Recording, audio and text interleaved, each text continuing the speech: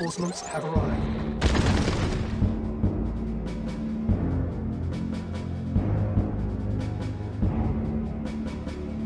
Fala aí, crianças e crianças, meu povo, minha pova, tudo beleza?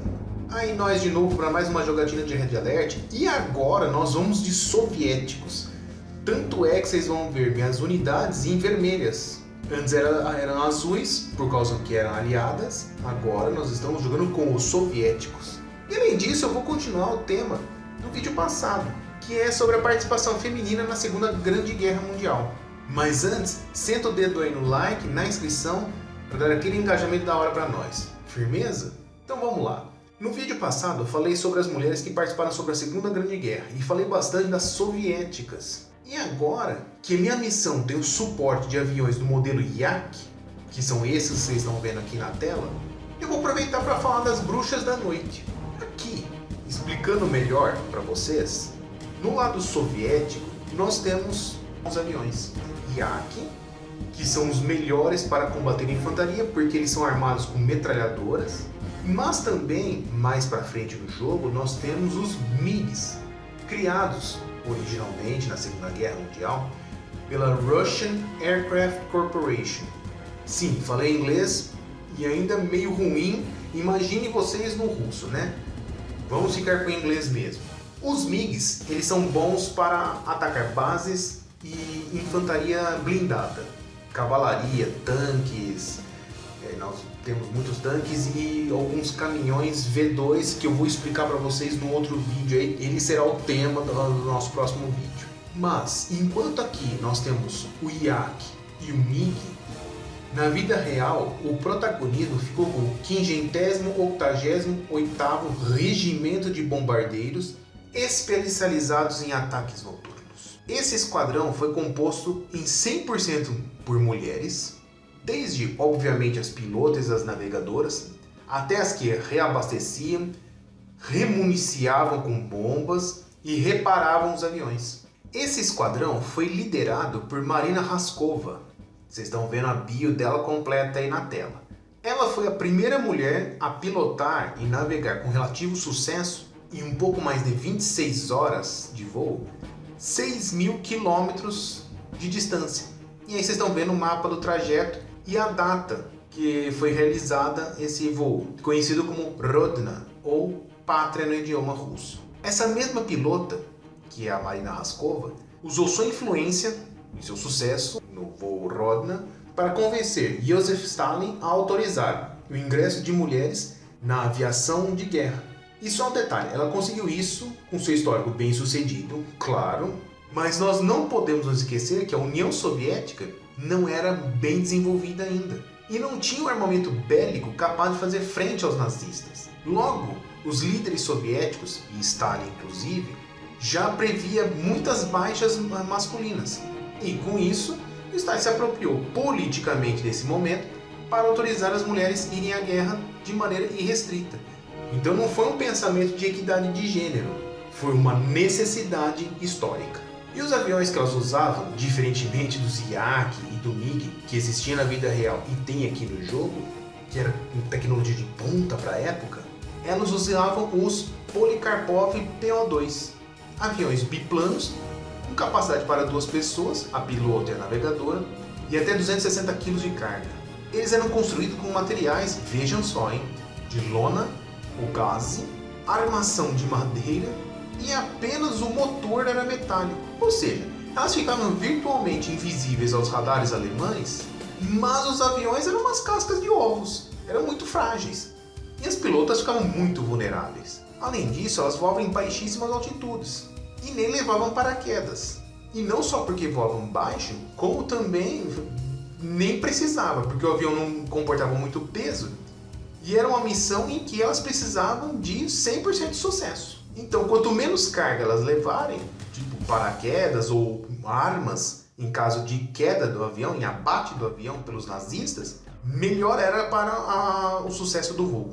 E detalhe, elas realizavam em uma média 10 missões por noite. O que quer dizer que elas atacavam, voltavam para a base, reabasteciam, reparavam eventualmente alguns danos nas aeronaves, com remendos, recarregavam com bombas e voltavam para o próximo ataque. Tudo isso de noite e madrugada fora.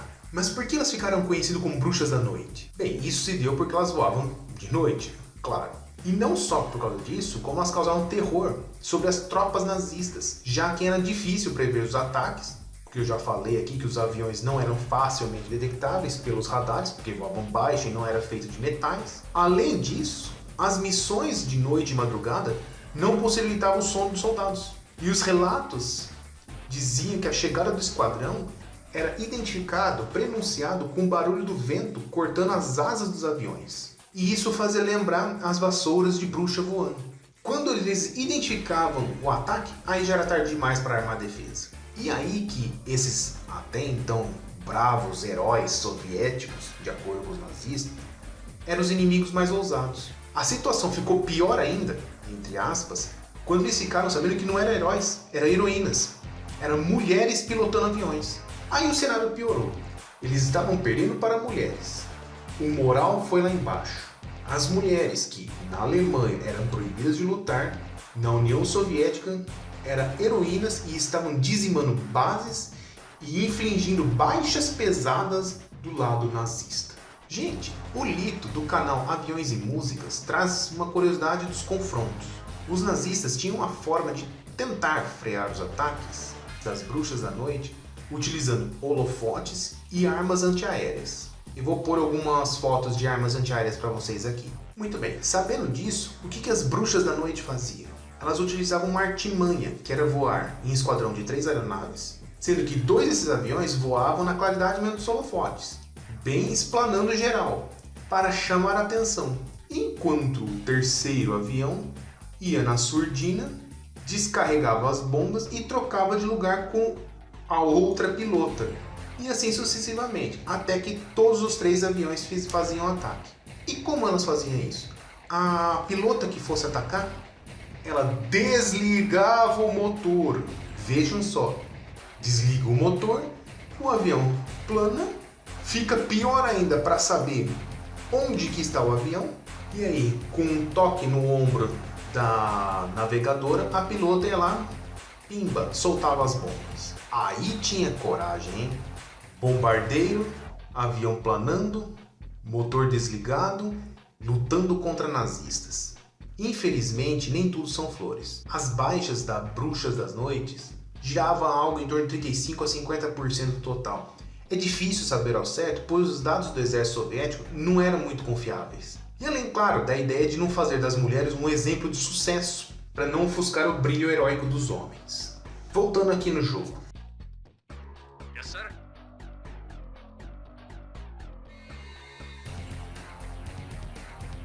Acknowledged.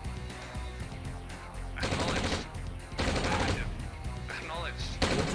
Affirmative. Yes, sir. Yes, sir. Ready and waiting. At once.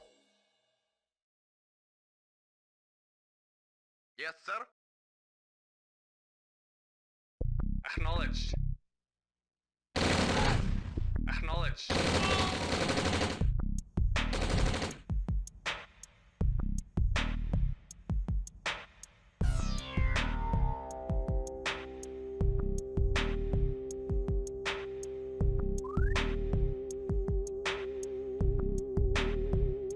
Acknowledged.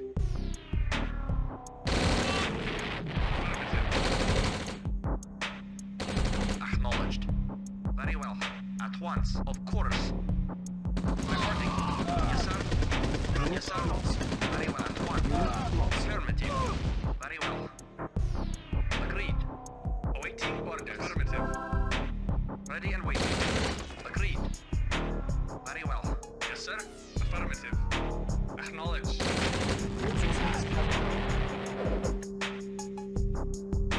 Acknowledged. Affirmative. At once. Vehicle reporting.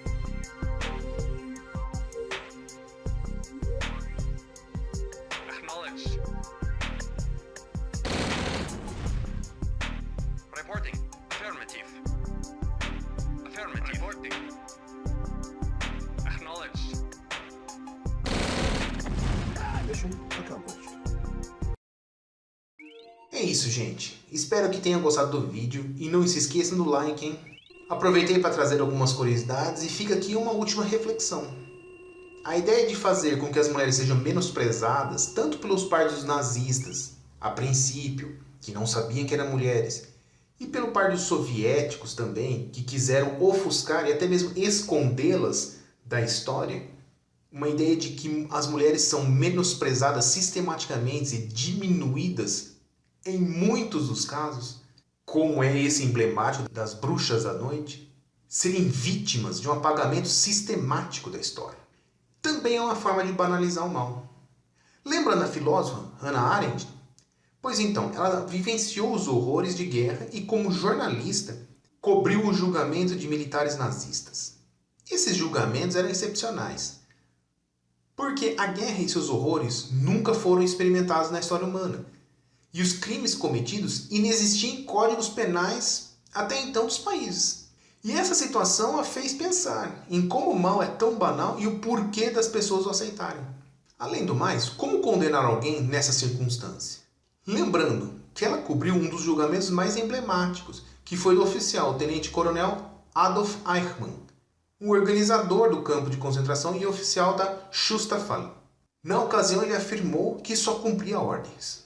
O julgamento dele, segundo Hannah Arendt, era de um homem e não de um sistema. Não era o antissemitismo, o ataque a judeus, o arianismo, a raça pura que estava em questão ali. E, em última análise, a guerra foi um mal cometido por ninguém, porque todo mundo cumpria ordens.